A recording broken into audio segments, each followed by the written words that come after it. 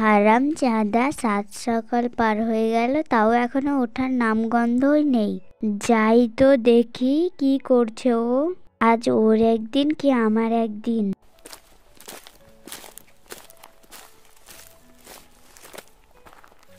হারামজাদা ওঠ, রাত পুয়ে সকাল হয়ে গেল, এখনো তোর ওঠার নাম নেই। এইভাবে শুয়ে থেকে কাজকর্ম না করলে কি আর সংসারটা চলবে? হায় রে হায়, এ কোন জ্বালায় পড়েছি আমি। বিয়ে করার জন্য লাফাচ্ছিলাম, আর বউ যে এরকম পাবো কখনোই ভাবিনি। সবে তো সকাল 10টা হলো, এখনই ঘুম থেকে উঠতে হবে। বউয়ের জ্বালা আর কি কেউ বুঝতে পারে? এখন দেখছি যে বল্টুর কথাই ঠিক ছিল। বউয়ের জ্বালা কে বুঝে রে, বউয়ের জ্বালা কে বুঝে, যে বিয়া কইরাছে সেই শুধু বুঝে। হায় রে হায়, বিয়া কইরা পইড়াছি জ্বালাই, এখন দেখছি মরতে হবে। কি দোস্ত, এত দুঃখের গান কেন গাইছো? তোমার তো দুঃখ হওয়ার কথা না, বিয়ে শাদী করে ফেললা। আমরাই তো এখনো বিয়ে শাদী করলাম না। বিয়ে করা সত্ত্বেও এত দুঃখের গান কেন গাইছো? তোমার তো দুঃখ হওয়ার কথা না। আরে দোস্ত, তুমি যে ঠিকই বলেছিলে, বিয়ে করাটাই এখন বিপদ হয়ে গেছে। তুমি বলেছিলে না যে বিয়ে করতে বারণ করার জন্য আমায়।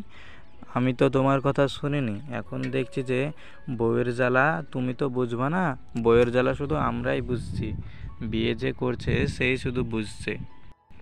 দোস্ত, আমি তোমাকে আগেই বলেছিলাম, আমার বাবা মারা যাওয়ার আগে আমাকে বলেছিল যে জীবনে যদি কোনো কিছু করিস, সব কিছু করতে পারিস, একমাত্র বিয়ে যেন করিস না।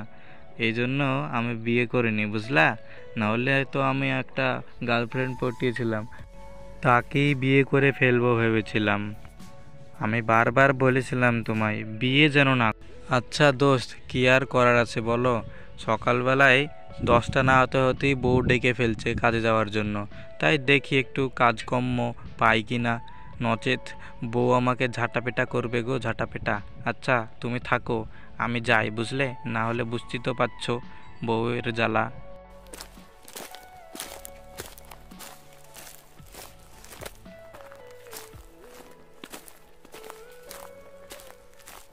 বাগমামা, ও বাগমামা, ঘরের মধ্যে আর কতক্ষণ থাকবা? বাইরে আসো। বাগমামা, আমায় একটা কাজ দাও তো, না হলে বউ ঝাঁটাপেটা করবে, বুঝলা? তুমি তো জানোই যে বউয়ের জ্বালা কত জ্বালা। তাড়াতাড়ি আমায় একটা কাজ দাও।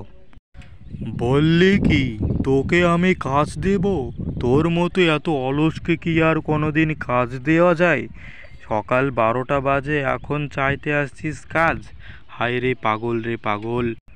আরে বাঘ মামা, তুমিও তো দেখছি সেই অন্যদের মতো কাজ করছো। তুমি আমার মামা হও না? কি আর বলবো, তুমিও সে আমার বউয়ের মতনই।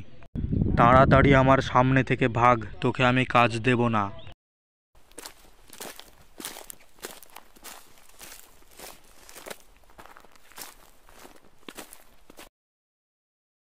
What is this? এটা কি? এই গাছটা তো ছিল না যাওয়ার পথে, হঠাৎ করে এটা আবার কোন দিক থেকে উড়ে আসলো? যাই, খালি হাত যাওয়ার থেকে এটা নিয়ে যাই, তাহলে বউ কিছু বলবে না। কি ব্যাপার, আমাদের বাড়ির এই উঠানে করে চারা গাছটি কে আনলো? কিছুই তো বুঝলাম না। আরে বউ, এই চারা গাছ তো আমি এনেছি, হে হে হে। তাই বুঝি? চারা গাছটা আবার কোথায় থেকে এলো? কোনো কাজকর্ম পাওনি, রাস্তা থেকে চারা গাছটি কুড়িয়ে এনেছো, তাই তো? যাতে করে আমি না বকি, তাই তো? তোমার সব জ্বালা কি বুঝি আমি? আরে বউ, তুমি যেটা ভাবছো সেটা নয়। রাস্তা থেকে বাড়ি আসছিলাম, তখন দেখি রাস্তার পাশে এটাই পড়ে আছে, তাই ভাবলাম আর কি চারা গাছটা নিয়ে আসার জন্য।